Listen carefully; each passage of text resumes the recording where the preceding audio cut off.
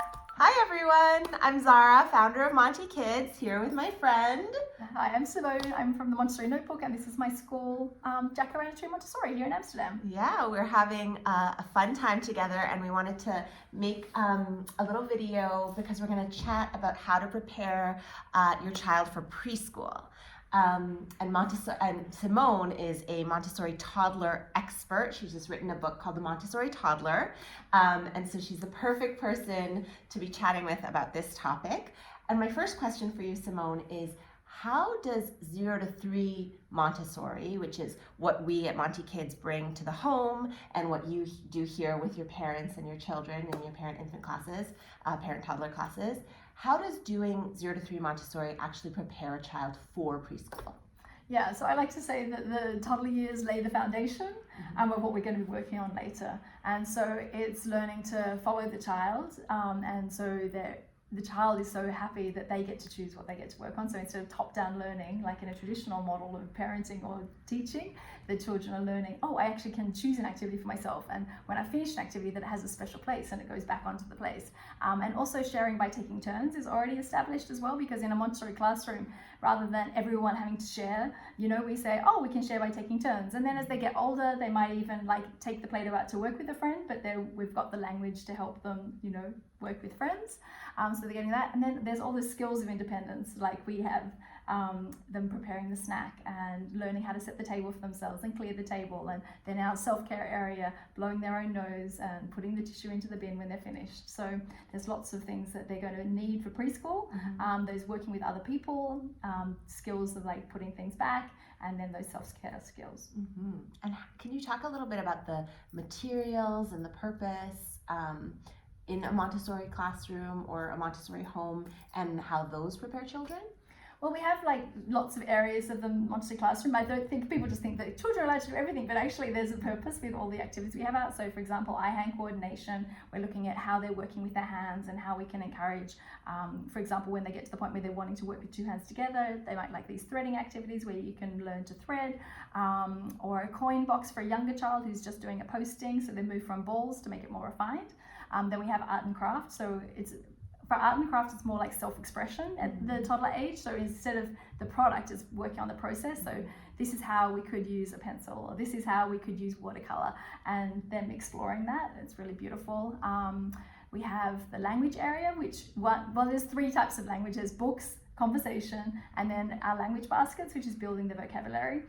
So we have beautiful classified objects, for example, around a theme like African animals or things that we use in the kitchen, and then they may know the word for whisk and spatula, but they may not know the measuring spoons, and so it's expanding their vocabulary. And also parents are realizing, oh yeah, I can use much richer language. It's not just vroom vroom for a car. It's like, this is a front wheel loader, and this is an excavator, and this is a bulldozer, and no one knows what the differences are until you have a 2-year-old, and they're always asking, what's this, and you have to find out all the details. And then our food preparation and music and movement are really popular as well with the kids. So they get this very holistic, approach. Lovely.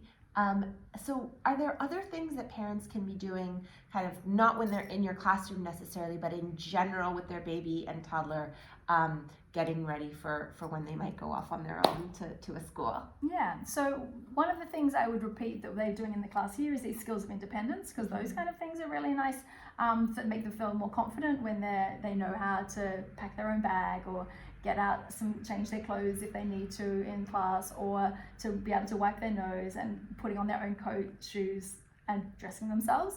And then also, I think sometimes if you haven't been in a daycare situation, some children need practice actually being left, so separation. So to build up trust with a special person, you don't have to say you have to trust everyone, but this person's very special to our family and we trust them with you, and practicing leaving and coming back for the period of time that they're going to be in preschool, rather than it being the first experience of separating. Yes, Montessori teachers are big on transitions and helping children kind of slowly, one step at a time, move into a bigger kind of change. And so that is kind of what you described, practicing with somebody else, and maybe, you know, the first time it's just half an hour or 15 minutes if you've really never been away from your child, and then building up slowly over time to maybe, you know, eventually you're away for 3 hours, so that the first day of preschool will have so many new things going on. Yeah. But being away from mom and dad for 3 hours is not the biggest thing that is preoccupying your child, because they've done it before. So yeah. Even then, introducing, if you know who your preschool teacher is going to be, to have a picture of them, so that also becomes a safe person. They know that we trust that person, and that's going to be the new person to be their point of reference. Will be nice too. Yeah.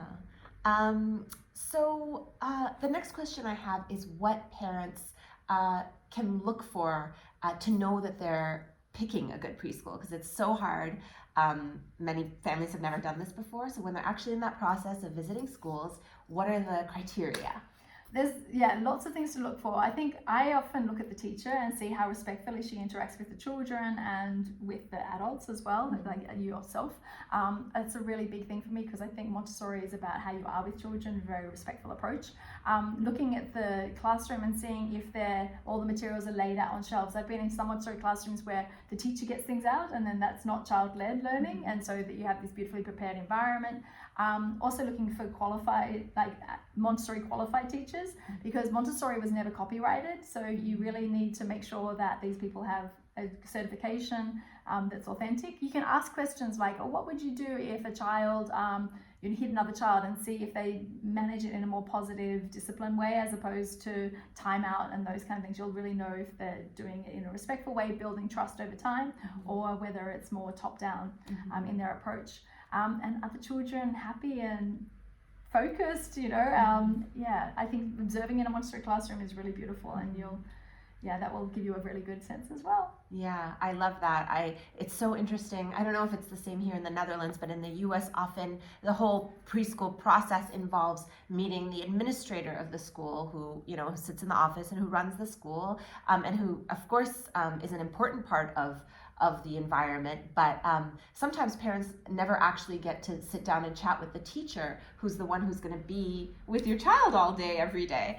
And so I always give parents the very same advice. Make sure that you have that opportunity to observe, to really talk to them and get to know them. Beautiful. Thank you, Simone. This was lovely. Thanks for coming to Amsterdam. All right. Bye, everyone. Bye-bye.